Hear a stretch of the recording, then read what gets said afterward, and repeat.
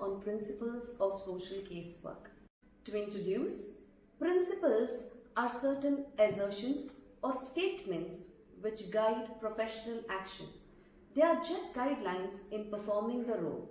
Social casework has been carried out the following certain principles, traditionally, which are even now accepted and followed by social workers.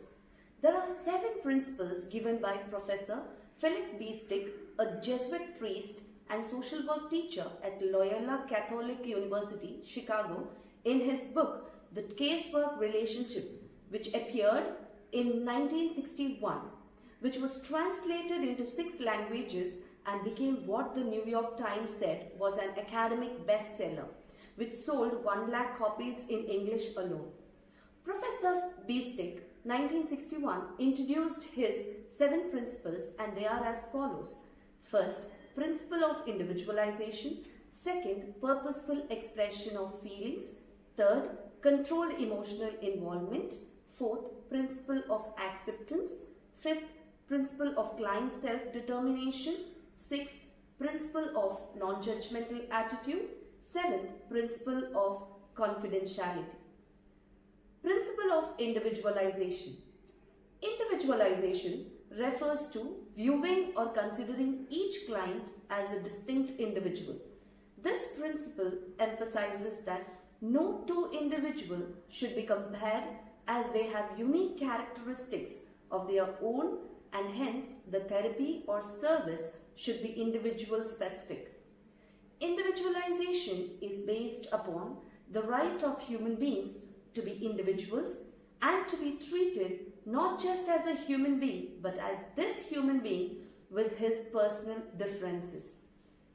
Second, principle of purposeful expression of feelings. This principle certainly guides the worker in establishing good rapport with the client. Understanding the problem and diagnosing the problem greatly depends upon this, as this principle motivates the client to express all his feelings, however negative, bad, hidden, frustrating, etc., to the worker, and the worker in turn encouraging the client to ventilate his feelings, all for therapeutic purposes. Principle of controlled emotional involvement. This principle refers to the worker's limited and purposeful involvement with the client in an objective manner so as to understand and empathize with his feelings and conditions. The successful practice of this principle greatly depends on the personal maturity of the worker, as also his professional competency in controlling or deterring the client's too much involvement with the worker. It should always be in the words like attachment with detachment. Principle of acceptance.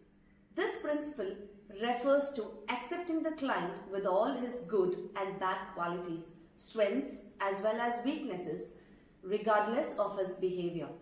This principle assumes that every individual has innate worth irrespective of his social position or behavior. Principle of client self-determination. This principle refers to client's self-direction in taking decision about himself. As per this principle, the role of the caseworker here is to guide or enable the client in his decision-making process. In the casework situation, the caseworker should not make decision, choices or plans for the client. The client, however, can be guided and enabled by the caseworker to make his or her own decisions. In this principle, the caseworker recognizes the right and the need of clients' freedom in making their own choices and decisions in the casework process. Principle of non-judgmental attitude. This principle implies that the caseworker shall not pass judgments nor draw conclusions and communicate to the client about his personal qualities like good or bad, moral or immoral.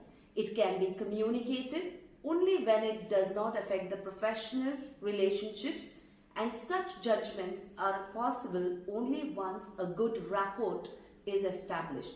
Otherwise, it may give a wrong impression to the client that the caseworker has accepted his behavior. Seventh principle, principle of confidentiality.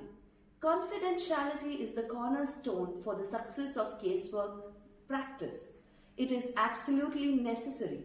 It is the preservation of secret information received from the client. Confidentiality is a basic right of the client.